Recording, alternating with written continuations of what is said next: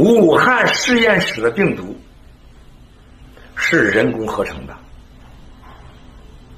啊，明确的说，这个病毒不是来自咱们人工合成的，等同于生化武器，是1月初内部已经决定。所以1月6号、1月7号习主席的会议的批示啊，这都是乱扯的。说，真正的感染者并不是纪委的人，是武汉的军方人到北京，啊，传染上了北京。北京的军方才高度重视，这事儿失控。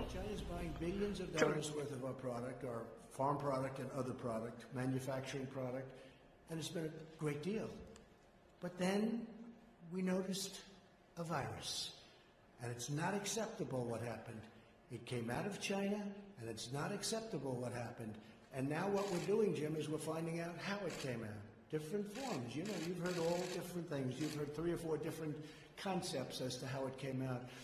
We should have the answer to that in the not-too-distant future, and that will determine a lot how I feel about China. We're looking at exactly where it came from, who it came from, how it happened, separately and also scientifically. So we're going to be able to find it. And my question is, have you seen anything at this point that gives you a high degree of confidence that the Wuhan Institute of Virology was the origin of this virus? Yes, I have. Yes, I have.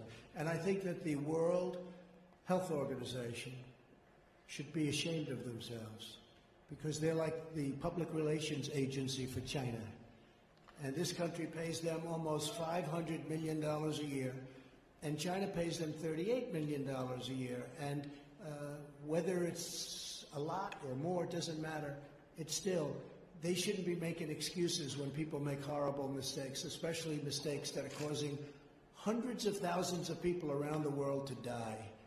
I think the World Health Organization should be ashamed of themselves. I missed in the interruption. Are you suggesting that maybe you have some evidence that this was not a naturally occurring virus? We're going to see what it is. You're talking about the virus and where it came from? Yeah. No, we're going to see where it is. We're going to see where it comes from.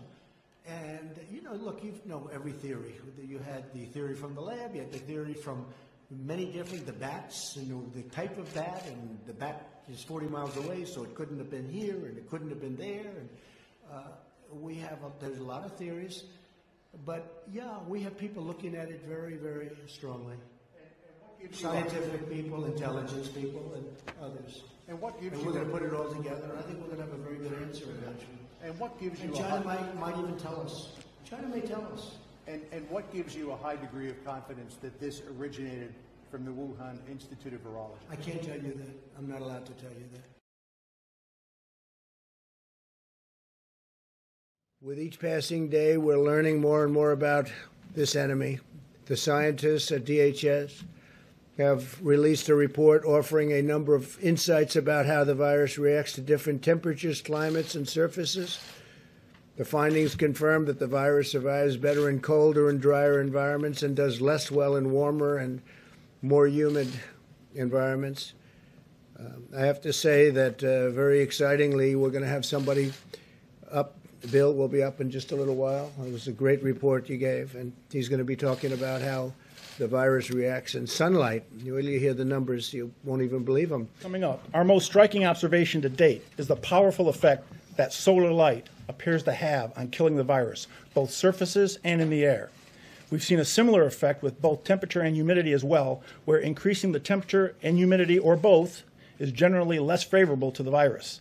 So let me illustrate with this first slide.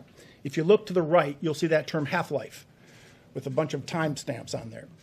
First, let me tell you what a half-life is. We don't measure the virus as far as how long will it live on a surface. We have to measure the decay of the virus in terms of its half-life, because we don't know certain elements. We don't know how much a person expectorates when he spits, right? When he sneezes, whatever the case may be. We don't know how much virus is in there. So that has a bearing on how long the virus is going to be alive and active. So we measure it in half-life, because half-life doesn't change. So if you look at an 18-hour half-life, what you're basically saying is that every 18 hours, the life of the virus is cut in half. So if you start with 1,000 particles of the virus, in 18 hours you're down to 500. In 18 hours after that, you're down to 250, and so on and so forth. That's important as I explain the rest of the chart. If you look at the first 3 lines, when you see the word surface, we're talking about non-porous surfaces, door handles, stainless steel. And if you look at as the temperature increases and as the humidity increases, with no sun involved, you can see how drastically the half-life goes down on that virus. So the virus is dying at a much more rapid pace just from exposure to higher temperatures and just from exposure to humidity.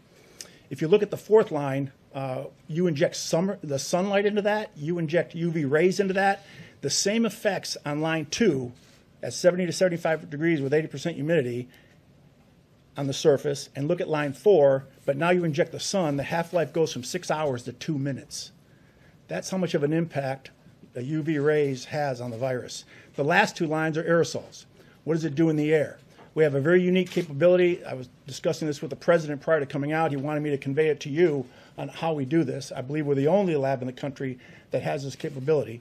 But if you can imagine a Home Depot bucket, a 5-gallon Home Depot bucket, we're able to take a particle, and this was developed and designed by our folks at the NBAC.